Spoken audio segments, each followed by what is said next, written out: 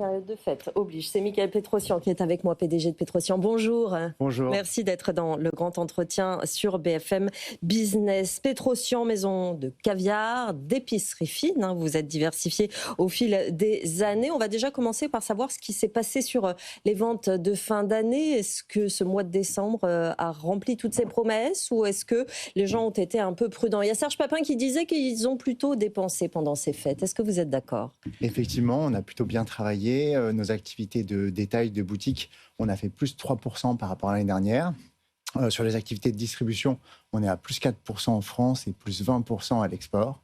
Et enfin, les activités web, on est plus 10%, donc c'est très bien. On avait beaucoup investi, on a changé le site internet dans l'année. Donc les clients étaient au rendez-vous, on est ravis. Comment se fait justement cette distribution entre les boutiques physiques, le restaurant de la marque, le web que vous avez développé?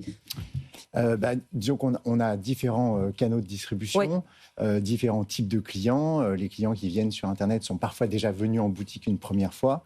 On a des clients plus jeunes aussi qui viennent sur Internet, grâce aux réseaux sociaux notamment, où on investit beaucoup dans des créations de vidéos, de photos. Et puis après, effectivement, on a les clients qui viennent au restaurant, qui cherchent des moments un peu plus longs, un peu plus importants, avec du conseil. Parce que dans chaque boutique, en fait, ce qui est important pour nous, c'est de donner du conseil. C'est des produits qui ne sont pas forcément évidents, que les gens ne connaissent pas nécessairement. Et donc, nous, ce qui est très important, c'est de pouvoir les aiguiller dans leur choix pour que le moment important, ça soit le bon produit. Vous avez parlé de ventes qui se sont bien comportées. Est-ce que c'est en lien avec vos prix? Comment vous les avez paramétrés sur cette fin d'année par rapport à la concurrence, par rapport aux approvisionnements aussi auxquels vous avez dû faire face? Alors, on a décidé cette année de ne pas bouger les prix. On n'a pas augmenté nos prix, notamment sur les caviars, pour justement compenser un peu les différentes pertes de pouvoir d'achat. On a pris du coup sur nos marges. Ça fait déjà 2 ans qu'on fait ces opérations. On en a profité, nous, pour travailler plutôt sur nos coûts. Ça fait 2 ans qu'on a fait des opérations de réduction de coûts. On a fermé un site à Paris. On a regroupé l'ensemble de nos activités à Angers. Oui. On a aujourd'hui à peu près 4 000 mètres carrés de laboratoire pour préparer l'ensemble de nos produits qui sont vendus dans tous nos circuits de distribution. Nous, on fait 50% de notre chiffre d'affaires en distribution, c'est-à-dire vers les professionnels, et 50% de notre chiffre d'affaires en détail dans des boutiques et via le site internet. D'où viennent vos œufs? D'où vient votre caviar en réalité? Alors aujourd'hui, c'est uniquement de l'élevage. Donc nous, on travaille avec une quinzaine de fermes qui sont réparties dans le monde entier. Donc un tiers de nos approvisionnements, c'est l'Europe, notamment la France, l'Italie et la Bulgarie. On a ici un très beau caviar bulgare, je ne sais pas si vous pouvez le voir. Oui, on le voit bien, effectivement. Ensuite, on a un tiers de nos approvisionnements qui sont dans des pays qui sont dans le reste du monde. On a notamment l'Uruguay, le Chili, et puis on a un tiers de nos approvisionnements qui sont en Asie, en Chine notamment. Et le caviar chinois, oui. Il y en a beaucoup qui déferlent sur le marché avec des prix incroyablement agressifs. Vous approvisionnez, vous, en partie aussi là-bas. Mais comment on fait quand on est une maison qui a bientôt 106 ans pour résister à cette concurrence un peu déloyale? Alors nous, effectivement, on est une entreprise vraiment très ancrée en France. On est entreprise du patrimoine vivant. Nous, ce qu'on achète, c'est vraiment de l'extrême qualité. En fait, donc c'est vraiment l'élite de la production du caviar. Et donc c'est vrai qu'il y a la Chine est aujourd'hui le plus gros producteur mondial. La production de caviar dans le monde, c'est à peu près 600 tonnes. La Chine produit 47% de ces 600 tonnes. Donc la production est importante. Nous, on n'a pas ce lien avec le prix, puisque ce qu'on achète, en fait, comme c'est l'ultra qualité, ça se monnaie très cher. Et donc nous, nos achats, nos approvisionnements sont chers. Mais effectivement, je dirais que nous, ça ne nous touche pas réellement parce qu'on est vraiment dans du produit d'exception. Par contre, effectivement, les produits qu'on peut trouver dans des grandes surfaces, dans des petites épiceries, là, il peut y avoir un sujet sur les prix. Mais c'est pour ça que nous, on croit beaucoup au temps d'élaboration, à la rareté. et effectivement à la qualité de la matière première. Donc c'est de l'ultra-luxe, on continue à séduire une clientèle qui est prête finalement à acheter ces œufs d'ultra grande qualité. Vous disiez tout à l'heure que les générations de consommateurs se renouvellent grâce aux réseaux sociaux, mais il y a toujours, 106 ans après sa création, une clientèle pour le caviar ultra premium en fait.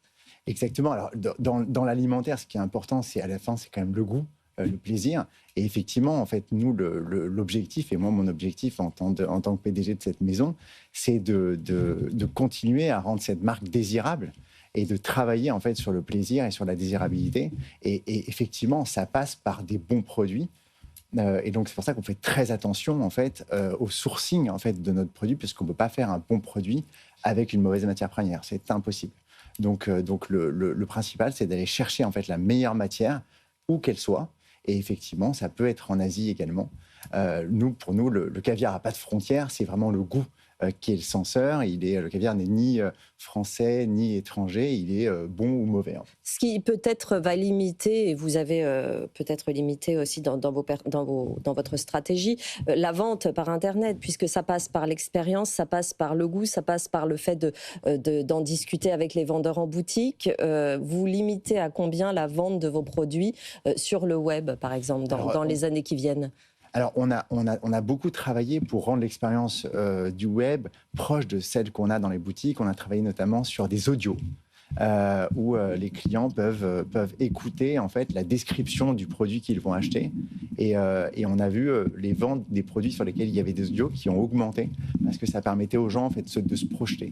Donc voilà, on sait que c'est pas la même expérience. Donc c'est pour ça que c'est bien d'avoir aussi des expériences mixtes entre une expérience partie en boutique et puis après, quand c'est des achats de répétition qui viennent aussi les faire sur le web. Mais c'est vrai qu'on essaye de calquer l'expérience de boutique sur l'expérience du web. Vous êtes une maison qui semble aller bien. Moi, j'aimerais savoir quelle est la principale menace sur une maison comme Petrosian, une maison historique, une maison familiale. Vous êtes la 3e génération aux manettes. Votre frère, lui, il est aux États-Unis, il gère le marché américain. Est-ce que c'est la menace un peu diplomatique, justement, avec on a eu une année très compliquée au niveau diplomatique, notamment avec les États-Unis. Est-ce que c'est la menace des grands groupes comme LVMH qui veut peut-être vous racheter? C'est quoi qui pèse sur des maisons comme les vôtres? Je dirais que les menaces, elles sont au quotidien. Nous, ce qu'il faut, voilà, c'est arriver à travailler pour essayer à ce qu'elles soient le moins menaçantes possible, justement. Et nous, on fait pas mal de choses sur l'innovation, notamment. Et là, je vous ai ramené quelque chose, c'est de la fleur de caviar. Donc, c'est un caviar qui est séché, presque frit, et qui permet d'être utilisé comme des condiments. En fait, l'innovation, elle nous permet de trouver des nouveaux usages à nos produits. Oui. Et elle nous permet de résister, d'aller toucher une nouvelle clientèle partout dans le monde. C'est important pour nous aussi d'être international. Je vous disais, on a fait plus 20% à l'export. On met beaucoup d'énergie en fait sur le développement de notre marque à l'export parce qu'on pense qu'effectivement, les bons produits et les produits d'exception n'ont pas de frontières et les clients sont partout. Et ça, ce type de produit, ça parlera au chef. Hein. Exactement. Merci beaucoup, Michaël Petrosian, d'être venu sur ce plateau, PDG de Petrosian France.